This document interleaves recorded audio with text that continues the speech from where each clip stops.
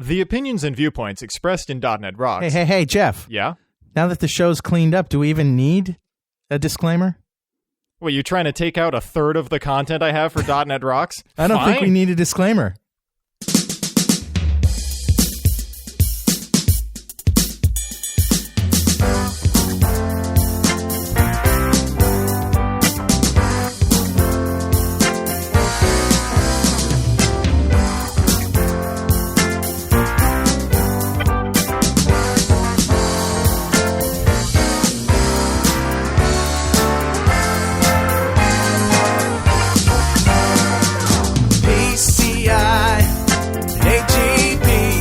Rockheads, wrap up your extender provider and listen up.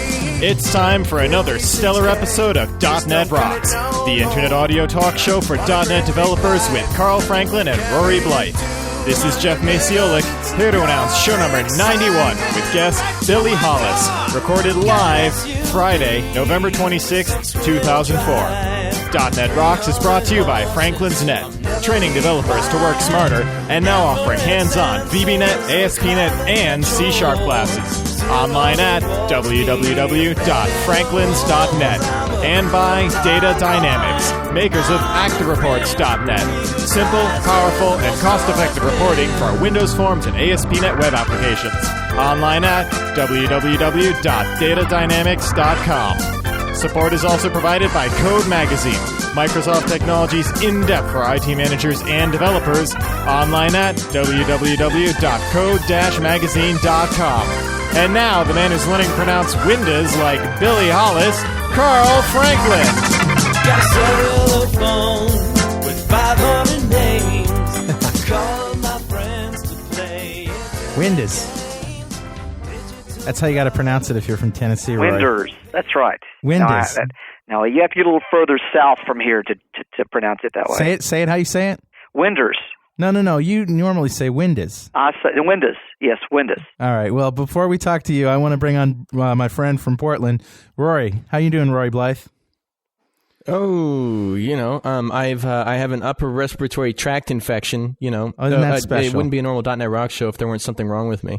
So last week I went blind, or was it the week before last week? And now I'm sick. So yeah, I'm sick, but I'm on the cold medication. I'm that kind that has the amphetamines to dry out your nose, and then the kind that has the antihistamines to put you to sleep. Wow. So my brain is being tugged in two totally different directions, and I'm feeling pretty good. Haven't eaten today, but I'm still digesting Thanksgiving dinner from last night. On top of all that, you managed to crank out a blog post with about 1,000 book titles on it. Where did you steal that from?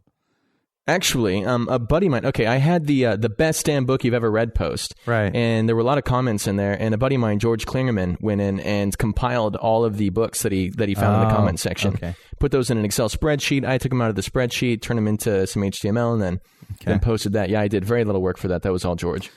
Well, Rory, I don't know if you got my email this week. I haven't talked to you since last week. You've been on the road, but I don't know if you got my email. But since we have started sort of, going back to the old format of .NET Rocks, our downloads have spiked unbelievably. And really? I don't know if you know this, but just in November, and it's the 26th now as the time of this recording, we've had almost 200,000 downloads just in November. Oh, permission to say holy crap. Just for November. And the total number of downloads is only 700-something thousand.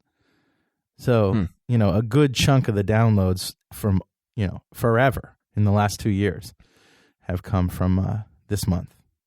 Oh, that's sweet. That's awesome. Isn't that weird? That is good news. Yeah, it's kind of strange. The amphetamine half of me is like, wow, and then the antihistamine half of me is like, oh, so that's I nice. didn't mean to take away, 2/3 of Jeff's content on the show, but but I figured, hey, what the heck? We still do need a disclaimer, and we'll probably put it back in for the real file. Well, yeah, because I said holy crap about 3 minutes ago, 2 minutes ago. That's true. And that could offend some people because I said crap. Yeah, it's true. And you don't want people to be offended, of course. That'd be sick. Sick. Yeah, we are. Somebody just mentioned in the chat room, anything special in mind for the 100th DNR episode? The answer is yes. Is it the 100th? No, it's the 92nd. Oh. I think this is show 92 or 91. Huh. Jeff, is it 92 or 91? One of those. Yeah. I said that it was show number 91. I think it's 91. Okay, good. There, he got in his 2/3 now, so he's made it up. Well, so we haven't talked all week, Rory. So you've been on the road. You've been doing some stuff in Washington, I guess. I actually went up to see my grandparents this week. Oh, wow. Just got back today. Came back exclusively to record .NET Rocks with you, Carl Franklin. Cool. And special guest star Billy Hollis. Yeah. And as always in the sound room, Jeff Maciolik. I even skipped out on going up to my cousin's ranch to hang out with the horsies and the corgis. Well, thank you, man. I got home just in time. So wow. Yeah. I'm psyched. But I have been busy. Been doing some work with my team, with the MSD and events team. I got to do some more coding this week, which was nice. I'm enjoying the coding. What you been coding? You tell me, and then I'll tell you what I've been coding, because I don't know. Well, okay, fine. I'll tell you. And then Billy will come and ruin it for both of us. I'm not sure if I'm supposed to say this yet, but no publicity is bad publicity, right? So for the MSDN content, for the MSDN events content stuff that we're doing for the next quarter, we're kind of doing a little experiment where we're writing our own software for the demos, and we want to create a story that kind of weaves in through all the different modules of the presentation, so that you don't just have like 3 or 4 totally disconnected presentations, but you have 3 or 4 presentations that are given on different subject material, but that weave through the same demo, so that there's a sense of consistency. And we came up with this very spontaneously and very on the spot, and we've kind of been paying the price for that, but we're still doing pretty well given the time frame and given how much work there really was to do for us to get this up to speed. Wow. This actually all happened during a content review meeting where we were supposed to be reviewing the content, and halfway through it, we just thought, let's just rewrite it. So wow, it's been nuts. That's fun. But, it's cool. So what have you been coding? I've been coding a audio over IP program, and it's something that I tried doing in VB6, and it didn't really work very well. And .NET just has a superior platform and technology and everything, and I decided to give it another try. And I had mentioned it on an earlier show, actually, that Jeff and I had been, he sort of helped me with, I'm using LAME, the LAME encoder, which stands for Lame Ain't an MP3 encoder, which is kind of silly and fun. But anyway, it's an open source MP3 encoder, and you can use it with standard input and standard output. You can also call the static DLL libraries, but standard input and output is much easier. And so that's what I do. So, I basically wrote a component to record audio and spit out buffers in real time, and I send those buffers down to standard input to the LAME encoder, read standard output on another thread, and I get the encoded data. I send that over TCP/IP. I get it on the other side of the socket, and I send it into standard input to LAME to decode it, pull it out into a nice big old wave buffer, and wrote another little component to work with a queue, where I can basically stuff buffers into a queue, and it plays them. And 3 o'clock in the morning, Mark Miller and I were testing this between Los Angeles and Connecticut, and it worked pretty darn good. And before that, I was testing it with Peter Blackburn in England, because those are the only guys that were up at 3 o'clock in the morning when I was finishing this, and it worked pretty good. And then I got in here this evening after we did a sound check with Billy and turned it on. I said, "Hey Jeff, come over here and look at this." Jeff stands in front of me, and it doesn't work. And it's like, I've only been in the presence of brainiacs that were so powerful before that they could break your code just by standing over you and watching you try to run it. But anyway, I have no explanation for why it just stopped working, and it's the same code that worked last night. Those kinds of things. So. Yeah, I totally know that situation. Yeah. So anyway, well, let's just call it in alpha stage. Well, that's sweet. You going to post the code? I'm going to try to get an MSDN article out of it, maybe an advanced basics column or something like that. Oh, okay. There is an advanced basics column coming up that I did talking about my MIDI component. So if people are interested in MIDI, and which I wrote a component to do MIDI in real time, and it's kind of fun. So that's coming up in MSDN magazine. What else can we say, man? I think we're done. I think it's just time to bring on Billy and close this silliness. So my guest tonight, Rory's and my guest, is Billy Hollis, and we'll splice in the bio du jour, because he's just, what can I say? He's Billy Hollis. I mean, he wrote the first book. He and Rocky Lotka wrote the first book on VBNet ever, and that was programming VBNet with the public beta. Since then, he's been doing a lot of work on the tablet PC and with smart clients in general. And we had him on the show very, very early on in .NET Rocks history. And he was just talking about basic auto deployment, Windows Forms. It's a good idea. And since then, we've had a lot of people come on the show and proselytize the virtues of Windows Forms and smart clients, Tim Huckabee being one of them. But we really haven't gotten into the meat of it, architecture, data access, security, web services. We really haven't gotten into the meat of it. So I wanted to have Billy back and sort of talk about the kinds of applications that he's developing. He's also a developer and contractor and does some pretty cool projects, and see if he can, if we can learn from his experience. So without any further ado, it's Billy Hollis. How are you, man? I'm doing good. It's a nice weekend with a lot of interesting things going on. Cool. And you're down there in that Tennessee area. In Nashville, Tennessee. That's right. Cool. Still there. You were there the last time you were on the show, too. That's right. Nashville's been my home pretty much my whole life, except for going to school up in Knoxville. And, of course, I've just spent Thanksgiving with my family, so I'll probably sound even more Southern than I normally would. But because they all live close around here. And Nashville's a great place to live, and there have been opportunities to go other places. I think somebody at Microsoft tries to hire me about once every 4 or 5 months. But I really like Nashville, and my family's here, and there are a lot of good reasons to stay. Last time I saw you was at Dev Connections, and before that, it may have been at the Tablet PC Summit, or the thing that I can never remember the official title for, the Tablet PC I don't know that it ever had an official title. Yeah, it did. It was like Dev Lab, Developer Lab. Well, I didn't. Something like that. I'm as lost as you are. I just know that it was a great event, and I went up there and had a great time. And I saw you there, and we were talking about. Now I know you're big into the tablet, and in the healthcare business, you're doing a lot of work in healthcare. That's right. Nashville, Tennessee is not exactly the high-tech capital of the world, but there is one industry segment where Nashville actually is the dominant location in the country for healthcare technology. There's a company named Hospital Corporation of America that is, I think, still the largest non-governmental healthcare organization in the world, or one of the top 2 or 3.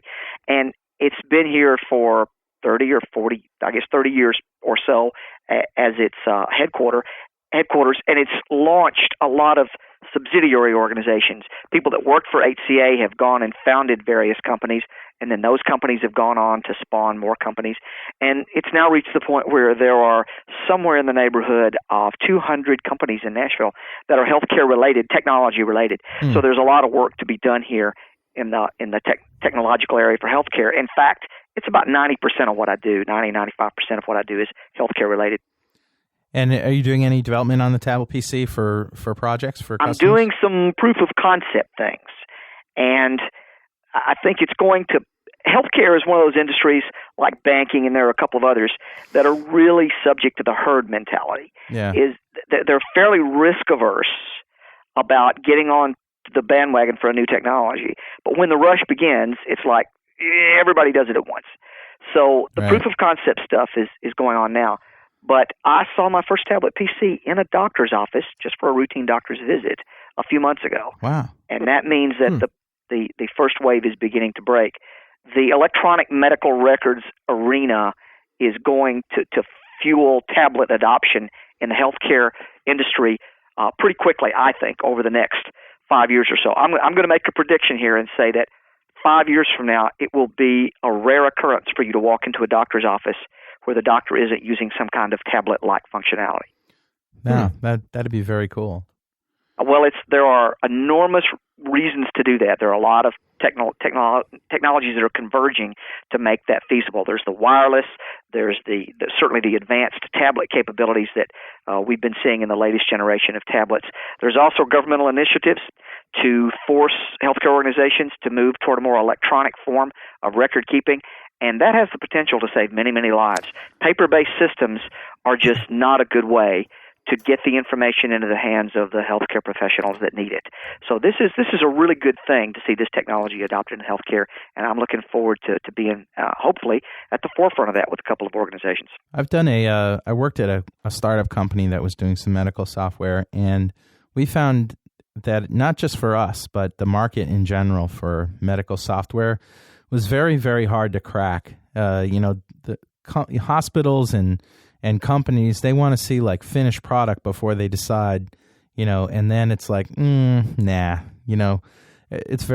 we found it very difficult. Well, it's understandable when you think about the mentality that's likely to dominate that industry. They have people's lives on the line. Right. And so that really drives them to a certain avoidance of risk.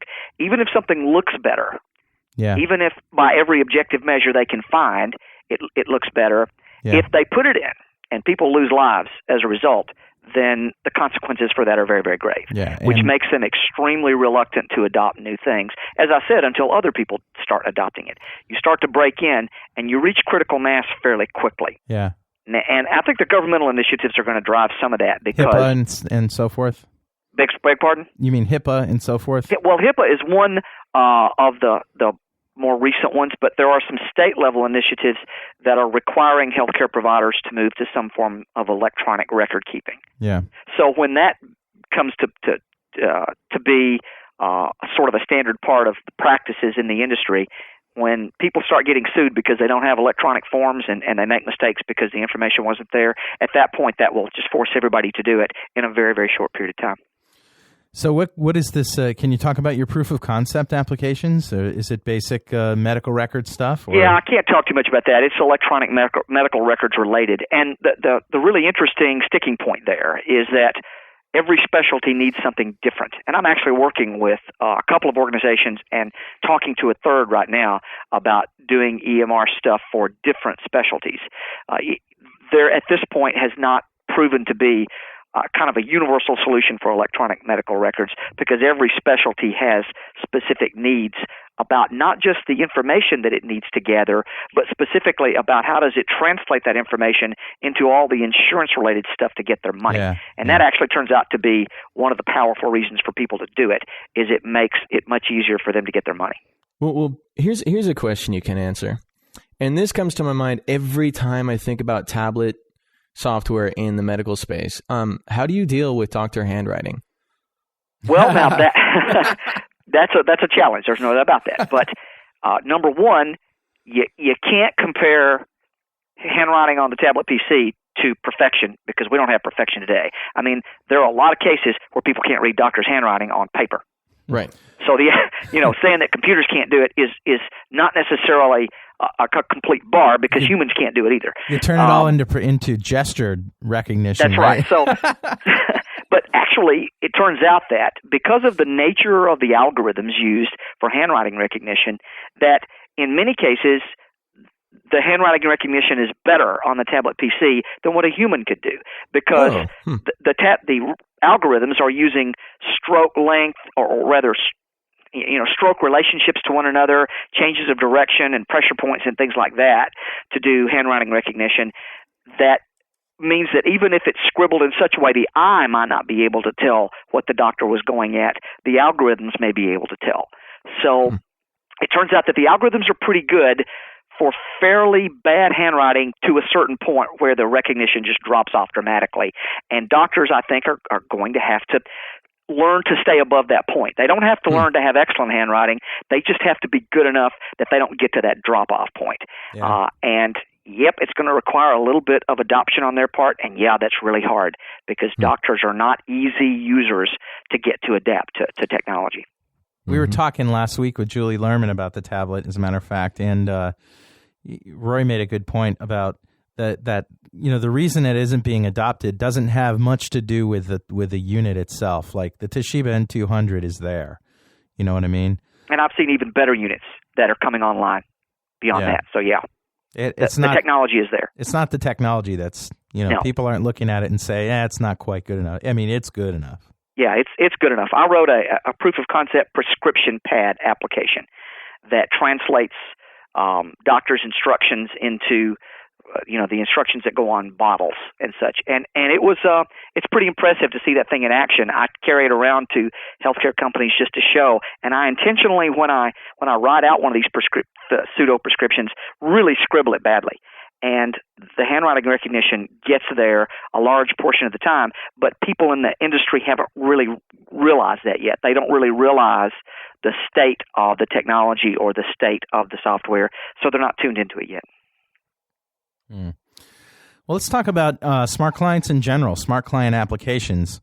Obviously, this is your area of expertise, and I sort of wanted to get into some of the meat of it, starting from an architecture view. I mean, obviously, there isn't, you don't think of smart client architecture as just one design and one set of patterns and whatnot. There's a lot of questions that need to be answered first. And, the first question is, do you need a smart client at all, right? That's certainly a question that ought to be asked probably more often than it is. And the answer is not always yes, but I think we've reached the point in the industry where it certainly shouldn't be an automatic decision that people go, oh gosh, 500 desktops or 2,000 desktops, let's make that browser-based just because that's what people have done for the past 4 or 5 years. That shouldn't be an automatic decision. Now it should be a decision-making process. And there are a bunch of factors that you go through to try to decide that. And I actually do a session in some events organized by Microsoft's Patterns and Practices group where I do a complete session on smart client architecture. And that's one of the first things I cover is some of the questions that you ask yourself. You can almost do it flowchart-like in a sense. The first couple of questions that you ask are pretty much on or off. The first question you usually say is, do you control the user's operating environment? Right. I mean, if you're talking about an app that has to run on Macintosh or Linux or, Windows back to the beginning of time, then you really don't have the control to implement a .NET-based solution. There it is. He said it again. Windows. Windows. I love that, man. I love that. You just like the way that's said, huh? I was doing a session in Fort Wayne, Indiana, probably 15 years ago on some telecommunications technology, and for whatever reason, the audience was about 3/4 women. And I finished, and the women said, just, keep talking about stuff. We don't have any questions. Just keep talking. We just love that Southern accent, and we'll listen to anything you have to say. Yeah, it's cool. We almost have the same. We almost say it the same way up here, like in the Northeast. In Boston, wind is. Mm-hmm. Only, we're talking about the things on the side of your house. Gutters, storm, wind is. Yeah, there's something in the Charles River that makes you unable to pronounce R's, too, which I think has something to do with your pronunciation. Anyway, I'm sorry I messed you up. So that's the first question. But if you get past that one, then there are some other interesting questions you can ask that might weigh things one way or the other. Does the application need some kind of offline capability? Yeah. That's probably the one that drives you to smart client right away. Right, because if you're doing that in a web application, that's like what? An XML data island? There isn't any practical way to do it except in a very rudimentary fashion. Yeah. And a browser-based. Yeah. I mean, you're almost to the point where you're installing IIS on these poor salesmen's machines to make such an app work, and that doesn't make sense. Yeah. So that's one thing that drives you heavily to smart client. But then some of the others are kind of suggestive one way or the other, but not definitive. Productivity gains is one big area that I think people don't pay as much attention to as they should, because in a typical application in which people use it a lot, a well-designed smart client application will typically give the user somewhere in the neighborhood of 10% or more productivity boost over what a browser can do, because you just can't do some things in a browser very easily to make it productive for people. And anybody who's ever, painstakingly filled out a page in the browser and then hit that button and got the server busy thing and hit the back button and you go back and all your data's gone. That sort of thing is just an example of the kind of stuff that makes browser-based stuff less productive. So, if you say 10% productivity, let's suppose you got 1,000 users, because I'm going to do this because the math is easy. You got 1,000 users, 10% productivity means you're saving 100 people, 100 full-time equivalents a year. Right. Maybe your loaded cost for them is $50,000, with salary and benefits and all the other expenses that go along with them. Yeah. Well, gosh, that's $5 million a year. Yeah. So you don't have to be talking about a large app or very large productivity improvements before you get into very big bucks. And let's face it, it's a better app. I mean, it's better, easier. it's more familiar. It's usually going to be easier to use and to navigate. Yeah. Right? It's going to lower training costs typically. Yeah. I've seen cases where real apps I've worked on where the amount of time required for training dropped dramatically as a result of having a good, well-designed smart client app. And if you're doing commercial software packages, then certainly that lowers your support costs. So in addition to productivity gains, you also get other auxiliary cost benefits. And people should look at their own situation and see whether those matter. I mean, suppose you're saving 10% of the time of 10,000 people, but none of them work for you. Now, the cost equation doesn't really matter that much. Right. But if they work for you, then it does. Let me ask you a couple of questions back to back. One of them is, have you ever developed an application and started out as an ASP.NET application and then wound up as a smart client, turned around because something didn't work? And then the opposite of that, which is, have you ever gone down the road of developing a smart client for a customer, and then as it turns out, that wasn't what they really needed. They needed an ASP.NET app.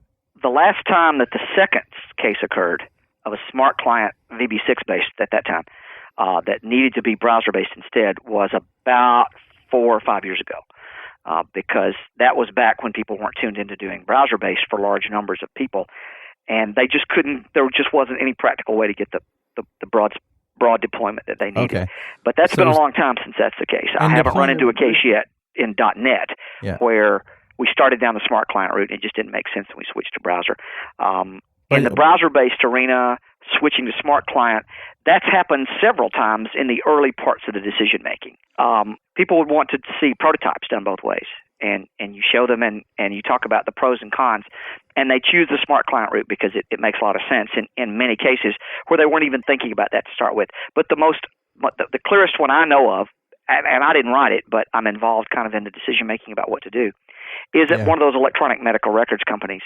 They are local, and they have spent the last 5 years or so doing what is probably the best browser-based EMR system it's as good as you could get. They've just done as much as they can to make that browser do great things, and here they're sitting now in 2004 ready to start really selling this thing, and now all of a sudden we're looking at the whole EMR arena moving to tablet PC.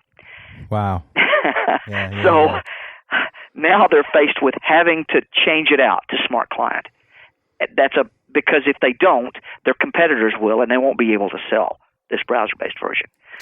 Because, especially, we were talking about the doctors earlier, the doctors just aren't going to adapt their style that much to the quirks of a browser. You have to really make the interface as friendly as you can. Right. And so that's a big challenge for them. And I think that while it was a good decision when they took it 4 or 5 years ago, there weren't any obvious alternatives.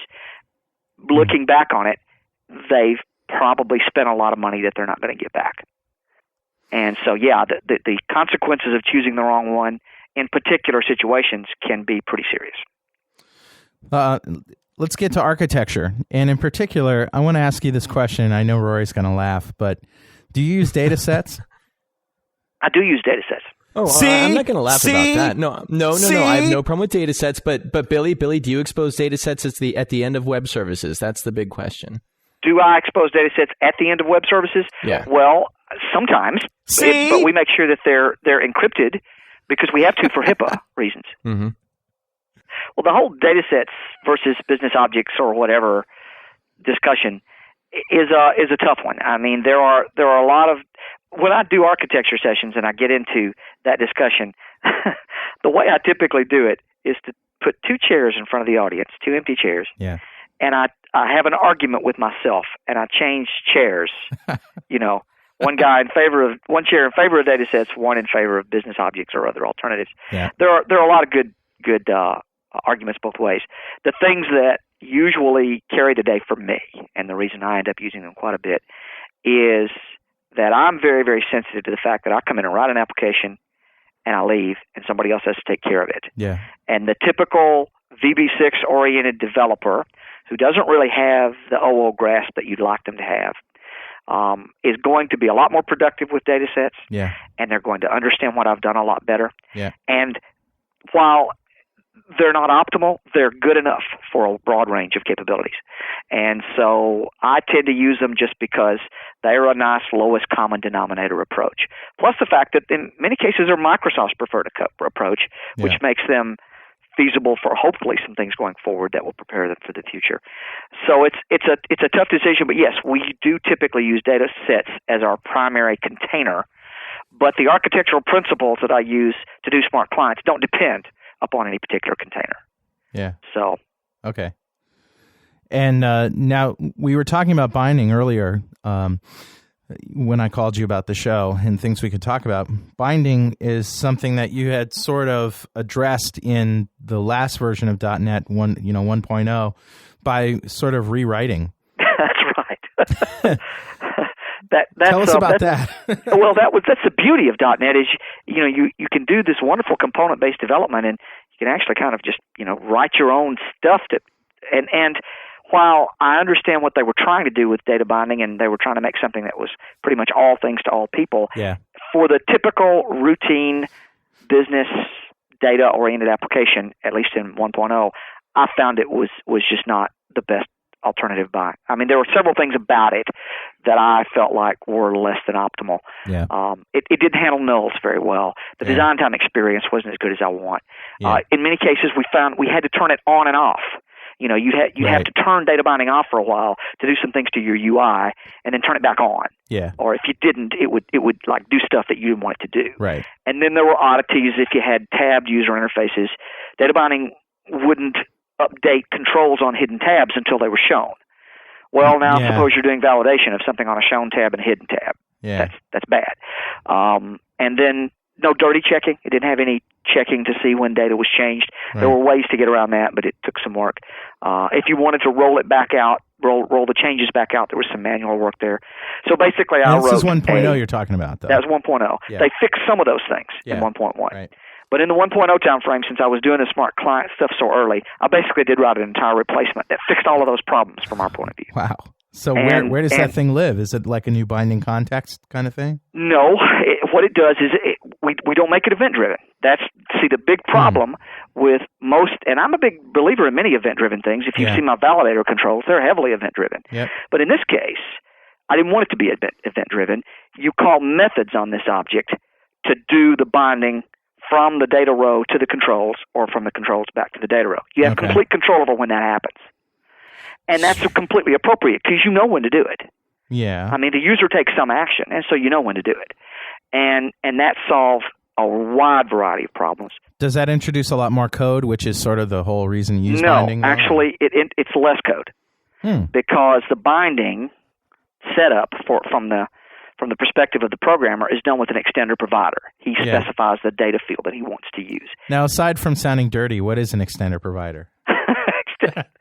An extender provider, the best examples that people would be familiar with are the error provider and the tooltip control in Windows Forms. Yeah. That when you drag it onto a form, lo and behold, controls that were already there suddenly look like they got new properties in the property box. Yeah.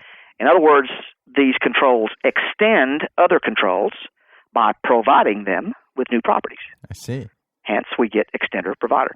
And they actually turn out not to be that hard to write. I've written a number of them. And the one for data binding just lets you assign a data field to a control, and it figures that when it's time to do the data row, that field's going to be there. And that's something that you wrote. Okay, so you put it all together with an extender provider, essentially, and that's what is what you're saying. Yeah. And then I wrote a lot of interesting stuff in there. For example, the dirty checking is very, very smart. Yeah. So that when you bind controls using this extender provider, the component latches into events, so that when data changes in any one of the controls, and you go from a clean data row to a dirty data row, you get an event for that back in your form. Oh, cool. And then when it goes from dirty back to clean, let's say somebody put in a letter by accident and then hits a backspace, then it goes from dirty to clean. There's another event for that. So now, if somebody wants to turn buttons on and off when data is dirty or not, it's a snap. Now, is that something that you make available? I make an early version of it available on my website. I've done quite a few refinements to it, but I'm a little reluctant to continue to refine it and put it out there, because data binding keeps getting better. Yeah. And certainly in Whidbey, in Visual Yeah. Studio 2005 and Windows Forms 2, that a lot of my data binding problems are solved. And I'm Yeah. going to give data binding another try, although I am extracting the dirty checking capability, Mm-hmm. because I still don't think that that's as complete as it needs to be. And I'll probably just have a component that does nothing but dirty checking. I actually wrote a prototype of that a couple of weeks ago, and it worked out pretty well. So, yeah, I'm not advising people to necessarily go down the route of Right. using my own version for data binding replacement. Although my partner, who is a great programmer, we keep talking about using data binding. He says, "Why? We got something that works. It Yeah, works sure. great." It is kind of interesting to know that you can at least do it. I mean, that's if you want to. Yeah, and if you know enough about the .NET technologies involved and how to do event-driven stuff and how to do component-based stuff, because this is an inheritance-based model where you have this base object that knows how to do the generic things with a control, and then there's a subtype of it for each control that you want to handle. If you know the right things, it didn't take me more than probably a week and a half of development to write my data binding replacement, and I've refined it over time. So yeah, it's amazing that you can even do that at all. But I don't recommend people go for that. But I do recommend that if they're doing serious data apps, that they go get my data validator controls, which are also extender providers. Don't have to be used. That can be used with standard data binding, Cool. and they are pretty much production ready as they're presented on my website, and that's the most popular download off my site by cool. quite a bit. Very cool. Rory, now I know that you're like a non-binding, non-data set, write everything from scratch kind of guy. What's going through your mind as you're listening to Billy talk about this stuff?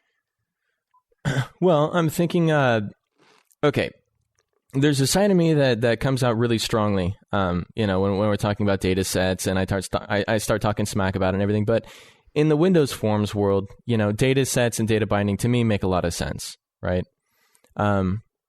I only get really upset when I start thinking about web applications, when I start thinking about web service applications, right, where people are exposing data sets at the end of web services, Right. and especially if there's any hope at any time ever of interoperating with anything else out there, Right. As a way of cheating remoting, I don't really mind data sets over web services, but as a way of actually trying to create a set of services, it just doesn't work, Right. in my opinion. But yeah, for what Billy's talking about, and just data binding in the Windows Forms world, yeah, I'm fine with that. And the idea of, writing your own replacements, that actually all sounds pretty cool to me. But I don't do that much Windows Forms work myself right now. So. I was going to say, what has been your experiences with data binding? Because mine have been similar to Billy's in that, like binding a label control to a date. Oh, that's horrible. Yeah. That was one of the things I was like, well, okay, I get this horrible looking date. I actually had to override the paint event on a label control and hook it and reformat the date on the paint. And that kind of code just is painful to write because that's not the way to do it, right? And you're not getting any kind of a reward for using data binding at that point. The one place that I've seen data binding that I have loved it out of the box is Longhorn, or specifically Avalon. Have you guys looked at this stuff? The I haven't looked at context? Avalon yet. No, planning on it. What I've seen of it is fairly radical advance, and I'm looking to I'm hopeful that will solve a whole host of problems, actually. Yeah. But it's good to hear that you're kind of in tune, because I think you're right about the whole data set thing. For web apps, I don't see any particular role for data sets, and using them, as you said, to cheat remoting is one of the ways that we tend to use it. In fact, one of the most important, if I had to point out two architectural concepts, people moving to Smart Client, well, there's actually probably three, but let's talk about two first, that people going to Smart Clients don't really key into right away. One is the whole area of data transport. And the idea there is that people go, okay, we're going to figure out a data transport, and that's just what we're going to use. And that's just fundamentally wrong. What you want to do is have a facade layer for all data. Yeah. And then the facade layer may support actually more than one data transport means. Sure. And it might be runtime configurable so that guys inside the firewall are using remoting over TCP for good performance, but guys outside the firewall are using remoting over SOAP or web services with SOAP their performance will slow down a bit, but it works fine. Yeah. So and then of course we're gonna see changes to the data transport with Indigo going forward. So if you've got all that stuff in a nice thin facade layer, it's pretty easy to adapt to the technologies that are going to come later. And you don't have these religious arguments about web services versus remoting and all that. So having a thin facade transport layer, Microsoft refers to it as a channel adapter, is one of the key architectural concepts in doing smart client development that people don't, I think, key into as quickly as they should. Another key architectural concept is the idea of having a portal, basically, for your app, or a shell, if you wish to call it that. That's the only entry point for your smart client. Right. Because that simplifies security, and it simplifies deployment, and it simplifies a whole host of things by giving you a lot more control over your app. You can, if that shell, if that portal knows about all the stuff you got loaded, all the forms you've got loaded, now you don't run into that problem of what happens on shutdown, losing data, and things like that. You just make the I shell always pretty call that intelligent. the application class. Yeah. The top level. So that's one of the key things, and that's kind of tied up. That application shell concept is tied up with what I see people not doing very well, especially when they transition from web apps over to the smart client world, and that is they don't use state on the client enough because they've been conditioned by 5 or 6 years. State's bad, state's bad, state's bad. No, on a client, state's good. You got lots of memory. Use it to help the user, and there's no problem with state. As long as you manage it appropriately and use it intelligently and, save it when you shut down your app and things like that. State's a good thing for a smart client. It's part of what makes it smart. And I think people moving from the web world tend not to realize how good state can be for making the app more usable. How much have you used remoting in smart client apps? How much are you using it now? It's been our primary form of data transport because probably 80% of the stuff that we've written has been for operation inside the corporate firewall. And that makes sense if you think about the fact that early on, smart clients really were only feasible where people had complete control over the desktop. Yeah. As the .NET framework becomes more ubiquitous, it'll be a lot more practical to have broader-based smart clients. But early ones tended to be inside corporate firewalls. So there, remoting just gives you the performance that you need. And it was really the only good alternative for a lot of what we did. So it's probably 80-20 remoting web services for our apps. Two-way eventing in remoting? No, we have not really tried to do that. We've pretty much, because the performance has been very good, we've pretty much just gone with a synchronous remoting model. Okay. And that has worked out well. When we've done pure web services, that's when we tend to look at doing things asynchronous. Okay. And how about handling events over remoting? I know it's possible, like a singleton handling events. It is possible, I guess. And we did develop a prototype, but it was just very messy. Yeah, I found the same and experience. Because we actually reached a situation when we needed that a lot.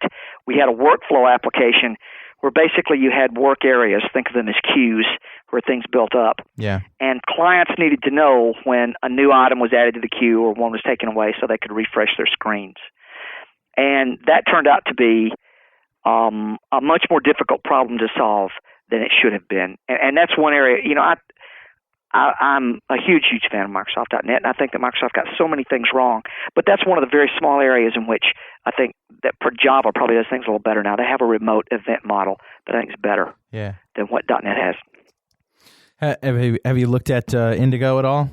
What they're doing? I really haven't had the chance to look at Indigo, and I'm looking forward to it. There are some webcasts on it coming up. I always like asking people, if you've had experience with stuff that doesn't exist yet. That's... I've looked at it. I've talked to people about it. Our good friend Yuval Lowy is very high on it and says basically if we'll just all convert to enterprise services now, then we'll all be ready for Indigo, we'll sing Kumbaya, which probably has a certain amount of validity to it. But nevertheless, I'm not telling my clients to do it just for that, because many a slip twixt the cup and the lip, so we don't really know what Indigo will look like till it gets here. So I guess that would make it kind of hard to use observer patterns with remoting. Yeah, it does. Yeah, it really does. You can use observer patterns extensively on the client itself, as long as everything's self-contained on the client. Yeah. But doing it system-wide, the observer pattern doesn't work well. So you really I've figured out some fudges.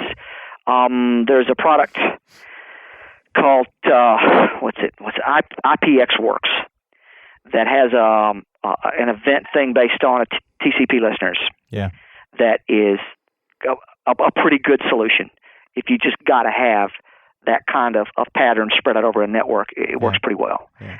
You could write your own TCP listener to do it too, but I'm too lazy to do that. So yeah, don't be a girly man. Write sockets. yeah. Carl would probably do that. He'd probably write his own listener for remote events. Definitely.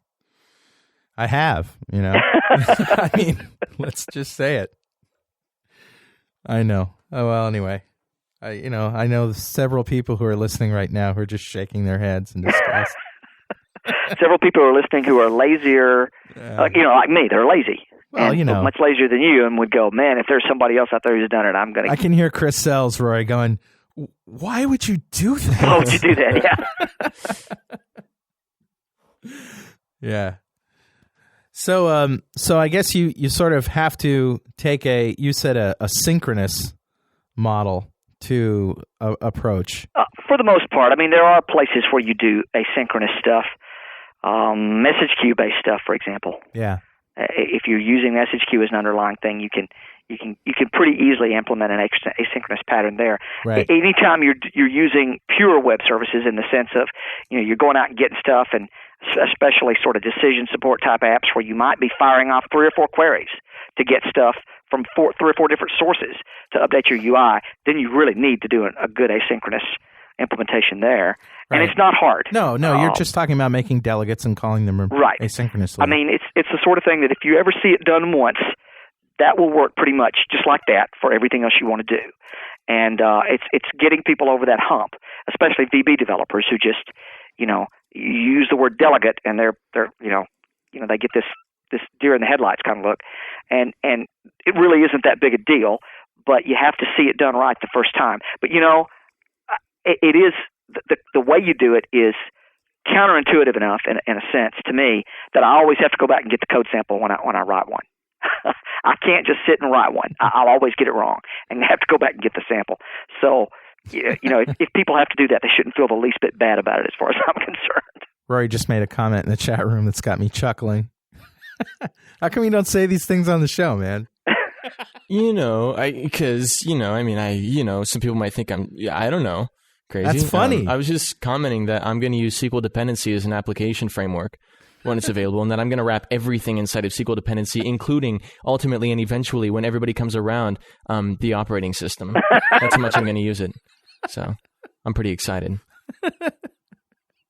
Yeah, I usually leave those things in the chat room, but yeah, so I'm great, sorry. Though. Continue. Got a little sidetracked there. Continue. I don't know, man. You haven't been the same since you started working for the man. Well, I'm pretty dosed up on the cough medicine right now, Yeah, it's true. Well, what other kinds of things can you tell us? I'm sort of out of questions here. I could talk about some of the more interesting things that have been that solved. So, Billy, what are some of the more interesting things that I've solved? Because I'm lazy, as I said, and I like to do the interesting, challenging things. And we've kind of come up with a framework. When we move into a smart client project, we've got this thing that allows people to crank out that 70-80% of stuff that's just putting stuff in a database and getting it back. Yeah. They can just crank those things out. You just snap their fingers practically and get it done. Right. So that kind of stuff now is routine for us, and that's a big barrier for other people to get over. But that was a fun barrier for me to leap 3 years ago. But now you get into special situations where you're outside that norm, and that's where some of the interesting, fun stuff comes up. User interfaces that are completely generated on the fly. Mm-hmm. The HTML guys think that's easy, but you can go even beyond what you can do with HTML with like dynamic questionnaires and things. And perhaps the most advanced thing so far I've done for Smart Client is have a situation where the validation rules have to be dynamic. Cool. Okay, and not only do they have to be dynamic, there's not a closed set of them. It's like you have to have some kind of scripty thing in the database to express the rule. Plugin? Well, there are various ways to do it, but here's what I found that worked pretty well. Okay. The script in the database is kind of a VB-ish looking script with some placeholders. I take that script out, turn it into valid VB code with some string operations, use the code DOM to compile that VB source code into an in-memory assembly and link to that in-memory assembly on the fly to provide the data validation in the smart client. Now, that's pretty cool because you get compile time performance on rules that come right out of the database. That's very scary. I don't know why I had that reaction, but it's just very scary. I guess, you got to have control over that database. You do. And the app is smart enough that if you put in a rule that's not any good, it'll give you kind of a little bit of a compiler diagnostic screen that says, here's the place where you've made a mistake, and I can't implement this rule, so I'm just leaving it out. Yeah. So yeah, but that app has been in place now for about a year, close to a year, at 7 call centers, a couple thousand operators. Wow. And it has yet to break. So they're really happy with it because it enabled them to do some things on the fly that they were having to have programmers do in the previous generation. I can't imagine debugging that code, right? You write some code, you put it in the database, and everything blows up, and shit, you got to put it back in the database. Well, I let them isolate it down to a point, and they can always just say, well, this field has no rules. We'll get things working here in a minute. But you have to give them some pretty good tools. But fortunately, only about 1 in 50 or 60 fields needs really complex validation. Yeah. That's when it gets messy. It's if this and that, but not that, and the count of this is greater than whatever. So you don't have a lot of faith, or maybe I'm reading in between the lines, but you're obviously not using like a rules processing engine, know?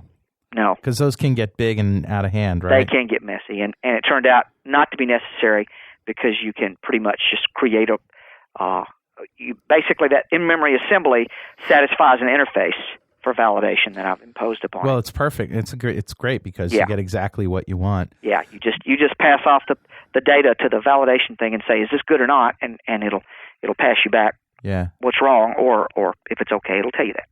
I love the whole idea of plugins that I first saw from Dino Esposito, and then I sort of figured out a little, took it from there and went off. But the whole idea of this architecture of plugins, and it's similar to what you're doing in the database, is that you watch a particular directory for DLL with the file system watcher, and when that you have a separate assembly that just contains an interface for your plugins, and you have that in both a DLL, you include that interface, and in your application. Yeah. And so when an assembly lands in there, you open it up and you load it with load assembly, assembly.load assembly or whatever it is, load from file. Load from on the assembly line. Yep. Yeah, load from. And then you can check it, get a type object. Right.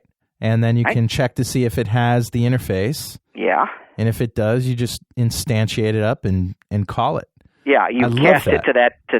You cast it to the interface. Cast it to that type. Yeah. Right. Cast it to your plugin interface, and then that is beautiful. And, we use a similar technique in our application portal because all of the forms that plug into the portal have to satisfy an interface, and they're loaded dynamically on the fly. The app portal is just generic, and what it does when it starts up is goes to the database and it says, "You give me a data table of all the stuff that I should be allowed to load." And it includes where the assembly is and what type you're supposed to load out of the assembly. And then also some stuff about what security clearances do you need, what roles do you need in order to load this piece. Right. And so using that table, the application portal will build a menu for the user, and it won't include the things that the user is not allowed to do.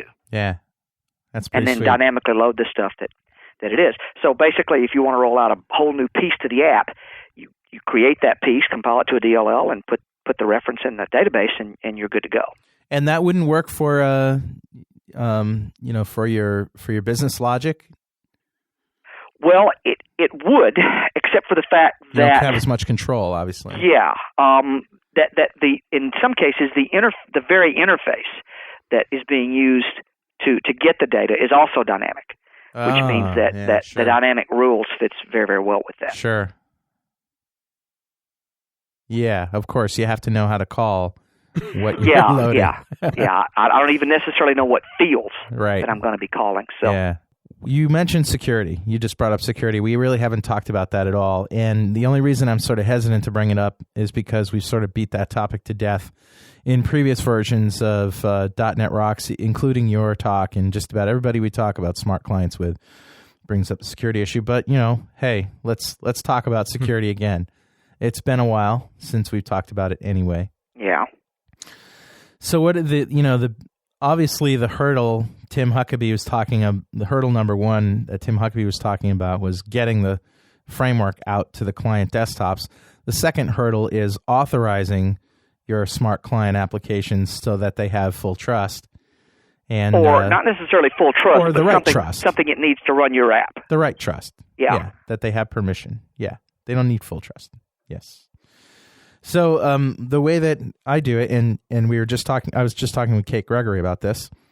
The way that I usually do it is if I don't have, a specific security trust need, and I just want to give it full trust, I'll create a policy that looks at the strong name of the assembly and then trusts all assemblies with that strong name and gives it full trust. And then you have that policy that you can distribute. Yeah. But obviously that doesn't always work in every case because you're basically saying all or nothing. However, it is identified by that strong name. But even if it's identified, you don't always want to grant your applications full trust, right? Right. My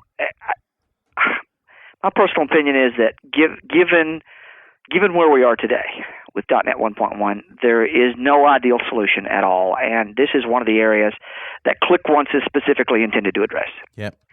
And my advice to people, for the most part, is in doing distributed applications where they are having to worry about security, is don't be ashamed to use a kludge, basically, something that will just get it done for today, because there isn't any ideal way to do it, and there will be an ideal way, or close to ideal, a lot closer than what we have now when ClickOnce is put in place.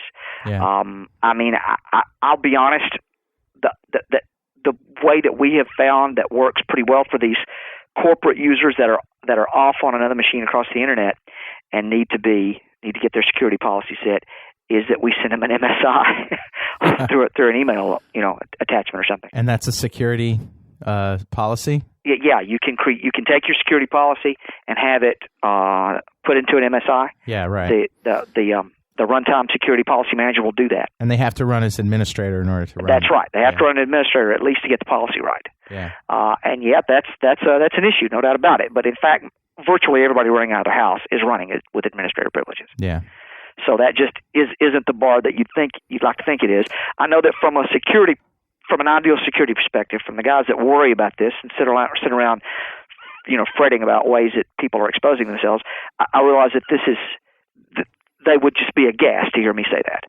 Well, but the reality is sometimes shocking. That's right. The reality is that it could be a lot worse. I mean, I can tell you, horror stories of at least one case where a company had the first time they had a .NET Remote app, they couldn't figure out how to make it work because it just failed on security policy. Yeah.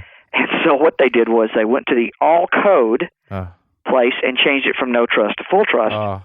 And then push that out to every desktop in the company. Oh, geez. Okay? Well, that worked. They didn't really realize the hole they were opening, and there are reasons not to do stuff like that. Yeah. But when you're talking about sending an MSI to a fairly small percentage of people that typically something about their environment, it's kludgy, but it works. Yeah, it works. Yeah, and there are a lot of adaptations, I think, at this point, where getting security policy out there is mostly a matter of what's pragmatic, what's practical. What about the trusted sites list? Have you ever bumped up the trust for trusted sites and allowed users to go just put your website in the trusted sites list? That seems like a quick fix. I have been more, because that requires a change to policy too. So I've always been more in the let's form a code group for the particular group of code that I'm trying, whether it's from a given location or whatever. I find that inside the firewall, it's not uncommon for people to want to run off of a shared network drive. And then you just, say, well, anything from this server needs to have this level of trust and push it out. No, I haven't done the. I haven't done what you described. Well, the reason I say is it works, and somebody who can navigate around and you can Internet sort of Explorer. do it. Yeah, you could do it over the phone. You could tell somebody how to do that over the phone and get them running. That wouldn't be too bad a thing if you were gonna do things over the phone. Right. As I said, since pretty much we've committed ourselves in many cases like that to having them run an MSI, we can pretty much put whatever policy in the MSI we want. That actually is better. I like that. That's cool. How about code access security? Does that play a big role in your life these days? Well, that's pretty much. I know that's what we're talking about, but I mean, in terms of specific permissions and having to write code to handle exceptions, and it is a little bit messy, but I've just done enough of it now that I can pretty much feel my way through and give the right privileges. Yeah. .NET 2.0 is better. It's easier to figure out exactly what's going on, what privileges you're needing, and which ones you don't have, and things. But I've almost sort of learned to feel my way through all the different kinds of privileges that there are that are relevant to me. Right. Which is probably a subset of a third to 40% of the privileges that are in there. Right. So, you've pretty much got to learn what all those little things on the security subset and on the UI subset mean. You need to know what all those mean. And there are probably a few other places where you just have to understand the implications of switching things on and off. But I've pretty much gotten over that hump. Yeah. I'll be honest with you. When I tell people to start talking about smart client apps, if they're doing it inside their company, and they're prepared to use some kind of deployment mechanism that will get the app onto the local machine, I just tell them, don't worry about code access security right now. Just get that app done and use the app updater component or something to get the app to the local machine, and then you don't have to worry about it. It's all full trust. Yeah, that's interesting. That's cool. I hate to do that, but let's face it. Look at the bars they're already jumping.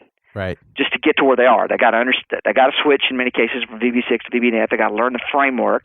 They got to learn the new data access model. Yeah. They got to learn, Windows Forms instead of the old VB Forms. They need to do more OO than they've ever done, in their life.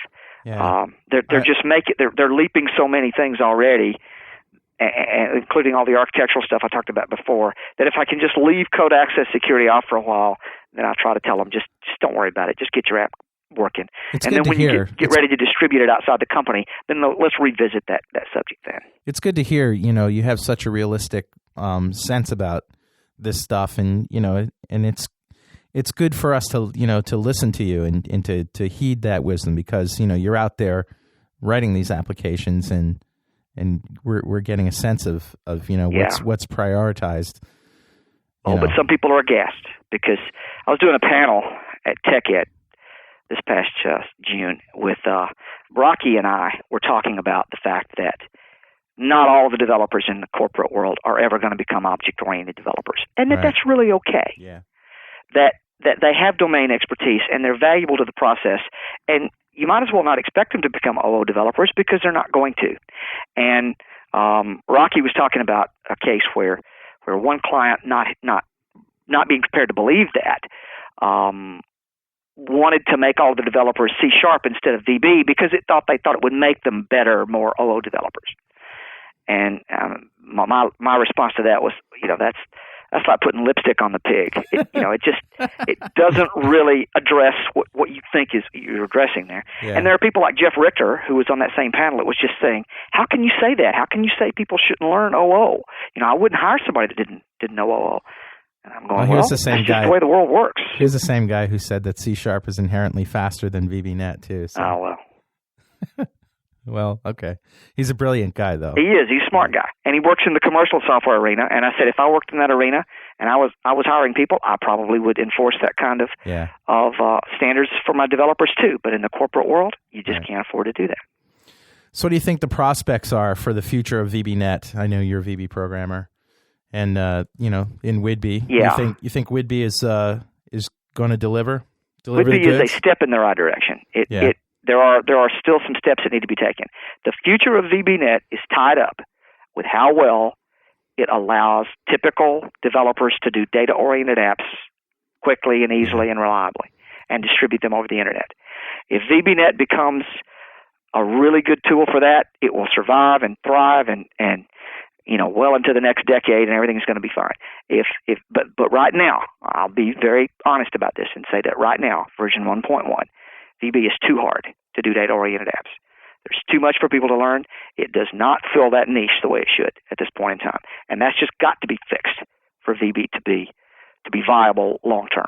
Yeah. It's possible to do it now, but the barriers to do it and the amount of expertise you need is just too great. Yeah. Yeah, I agree.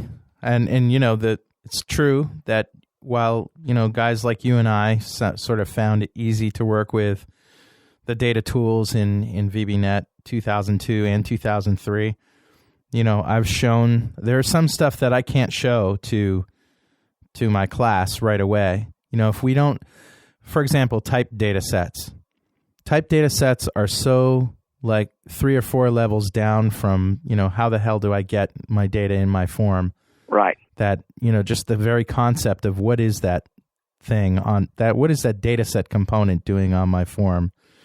And where does that fit? Blows people's minds. And I stay away from that in my classes. I go full coding to generic data sets when I'm doing data set centric stuff. And I give them a little demo afterwards, and I say, here's some of the things it can do. But if you don't understand what data sets are, how are you going to understand the magic that, and the magic isn't all that intuitive either. So I've looked at Whidbey, of course, been playing with it quite a bit, and I really like the story for, the access programmer who just wants to drag and drop, and there's a form, and press the button, and get the code and get the data, and then edit and change it and save it. Hell, even ASP.NET is miles ahead of ASP.NET 1.1, ASP.NET 2.0 in that regard. Just dragging and dropping a table onto a web form, setting a few properties, and you can edit data. Well, I completely agree. Yeah, and it is light years ahead, and I don't want this to be sort of emphasizing the negative, but I went through the whole process of doing data apps with 2005, and it's like 80% of the process has been like cleaned up and pretty much automatic, and the system is smart enough to just do it. And then there's still a couple of barriers that I had to kind of figure my way around to make it do what it needed to do, that the average developer is really, really going to struggle with because they don't know sort of how .NET thinks, so to speak. Now, do you think, is that architectural, or is that just buggy, or? Oh, I think it's a case of, if you're going to write something that's all things to all people, that you're just going to have a couple of places like that. Yeah. That if you, in order to get around those kinds of things, you're going to be imposing certain patterns on people that some people aren't going to like, that would work for 70% or whatever of the people out there, but the other people would be upset that you forced them into that pattern. Yeah. I really think that there's room in the whole .NET ecosystem for something that fills in the gap below VBNet. And I don't know if it's something that would run on top of VBNet and just kind of control the process, or a brand new product. But, there's a lot of good ideas from things like Power Builder and Fox Pro and old systems like Clarion, if you were familiar with that from the DOS days. There are a lot of great ideas for how you help people. And of course, Access itself. There are a lot of great ideas for how you would help people do routine apps that I think are not being taken advantage of the way I'd like to see them. Because as nice as it is for me, and .NET is the most ideal programming environment I've ever worked in. Yeah. It helps me do the things I need to do better and faster by just an order of magnitude than anything else I've ever used. Be that as it may, I recognize that there are a lot of people out there for which it is not an ideal solution. Yeah. Not from a programming perspective. As a platform to build on long term, I mean, it's the best thing Microsoft has ever done. Yep. But yeah, there's still evolution of the tools. What about Office programming? You think that's going to catch on as much as I think it should? Let's put it that way. Well, if you're talking about InfoPath in particular, the problem I see with InfoPath is it's a neither fish nor fowl type thing. It's kind of between what you can do with a browser and what you can do with Windows Forms. Mm-hmm. And traditionally in the industry, those kinds of neither fish nor fowl solutions don't do well, because people tend to go more to the extremes. They go to the flexibility and broad distribution of browser-based, or they go to the very high-end, very fancy capabilities of a Windows Forms. And of course, the restriction that everybody's got to have Office means that you're pretty much talking just about corporate apps. Yeah. For that to be the case, and you're talking about corporate apps that have a not too high a bar on the data that they're going to manage. But for some very routine kinds of simple fill in the form kind of things, the Office solution is a good one. How about for I guess maybe it's a misnomer, or that it's easier to write Visual Studio tools for Office application like behind a Word document or an Excel spreadsheet than it would be just to write a Windows app in VBNet, because you're still using VBNet, you're still writing the same code for accessing data and for doing everything else. It's just that your UI is more familiar, but in some cases, like for me, it's totally foreign because I don't. Well, it's just because the object models. I don't understand the object model or Word and Excel. And actually, if you learn those object models and what you can do with them, there is a broad class of solutions for which you can do really amazing things. I mean, let's just take one off the top of my head that I worked on, which was you got salesmen that need to go out and present these PowerPoint applications to users, but because of the nature of this, what they're selling, what they're going to try to sell to somebody is going to vary. There's in some combination of products that they're going to do. And, of course, they want to personalize the whole presentation to the particular people they're talking about. Well, the ability to put up a screen and says, okay, what's the name of the person? What's the name of the company? Yeah. Check off the things that you want included in the app, and then press a button and get a customized PowerPoint. Yeah. Now, that's a powerful thing. I mean, you're talking about hours of salesman's time every week for a large staff that could be saved. Yeah. And really increase a company's ability to sell. So that's just an example of something that you can do inside the app that for, as I said, for certain classes of problems, being able to program inside the Office products is really a powerful thing.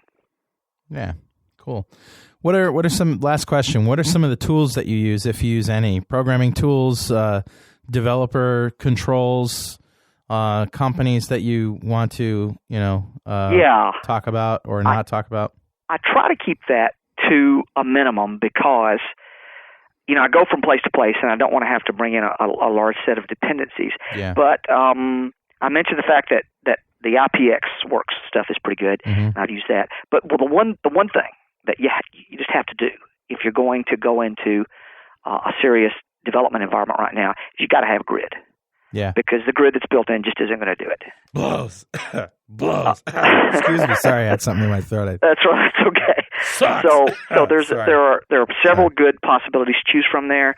The folks from Component One and from make a good one, and Forgistics makes a good one. Yeah. And I'm also very fond of the one from Janus. Yeah. The Janus grid is very, very good, and that's the one I tend to use most often. It's very, very fast. Its only drawback is that the documentation for it is pretty lame. Lacking. Yeah. And all these companies really don't have great support, do they? Actually, it varies. The Janus support has been pretty good. Yeah. And the whole deployment thing is not a problem anymore. Right. You just don't like depending on too many things. Another thing that I've been using recently is Vault for source control, which is, we chose that just before all the team systems announcements. Right. That Microsoft is actually going to do something about SourceSafe, but I had just gotten to the point where I wasn't prepared to put up with SourceSafe anymore. Yeah. And Vault is a good product. Yeah. Okay. So I do recommend that. I guess that's the major ones. Final Builder is a good product for managing the build process, and everybody should have a good build process. When I go into these clients, I think they think they're buying .NET expertise, and they are, but a large portion of the time, 80% plus, what they're also buying is expertise on how a software development process works. Yeah. It's surprising how many people don't know that. Mm-hmm. They don't understand the realities of a build process or doing product drops or anything like that. Right. And so a tool like Final Builder Pro is valuable for getting them on the right path. Any places that you're going to be speaking soon or? Man, next year is filling up. There's not anything between now and the end of the year, but right. I'll be down in Jamaica doing some sessions in January. I'll be at SD West in March, and I'll be at VS Live. I think that's late February. Mm-hmm. And then there's also the Architecture Summit sponsored by the Patterns and Practices Group. That's in March also. My wife says, I'm going to be in Jamaica, Mon. That's the way you have to say that.